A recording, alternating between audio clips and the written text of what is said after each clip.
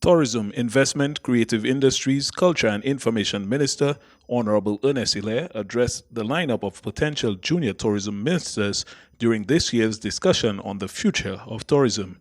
He described the topic as highly engaging, noting that the tourism industry is in a state of continuous change. He reflected on how COVID-19 prompted a major reset for everyone and led to numerous industry shifts and emerging trends. Younger persons are going on cruises, for example.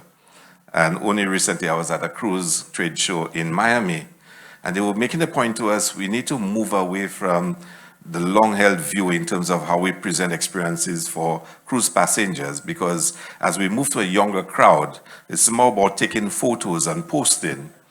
So you need to have, more photogenic settings where people can actually take photos, because not only the elderly or mostly, mature persons go on cruises anymore. So everyone want to pose, take a photo and post it on Instagram. Hilaire pointed out that engaging the younger generation is increasingly vital, especially when developing experiences or attractions. He mentioned Monlebay as an example, emphasizing the importance of understanding that future visitors will have interests such as taking photos for social media, which should influence how attractions are designed. He also addressed environmental sustainability efforts within the tourism industry. The next generation is a lot more discriminating of destinations and how they relate to the issue of climate change. And, some visitors are now, before they choose where destinations and hotels, want to actually do research on their sustainable environmental practices before they choose the hotel that they go to. Forcing hotels now to have their own sustainable practices, programs in place, because they know potential, visitors are researching what they are doing. Hilaire noted that this focus encourages hotels to elevate their standards and communicate to visitors that they are committed to environmentally friendly practices.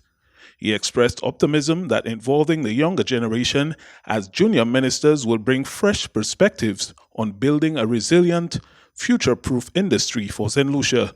Furthermore, he highlighted the importance of integrating community-based tourism driven by local experiences, an issue of significant relevance for Saint Lucia. It is one of our guiding principles that we must build a tourism industry that is driven by more community-based experiences rather than resort-based experiences.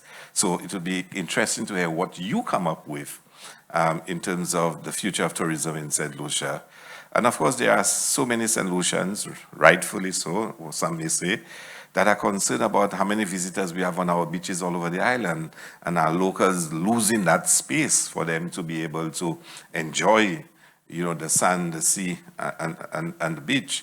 So how do you feel about some of those issues? It will really be interesting. The minister expressed his eagerness to embrace innovative, forward-thinking ideas from the youth to advance the industry to new heights. The Ministry of Tourism, Investment, Creative Industries, Culture and Information once again hosted its annual National Tourism Public Speaking Competition, selecting the most outstanding speaker to serve as the Junior Minister for Tourism and represent Saint Lucia at the 2025 Regional Tourism Youth Congress.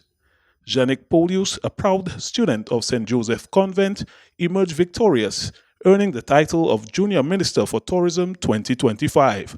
This competition continues to showcase the passion, intelligence, and vision of our youth, highlighting their crucial role in shaping the future of St. Lucia's tourism industry.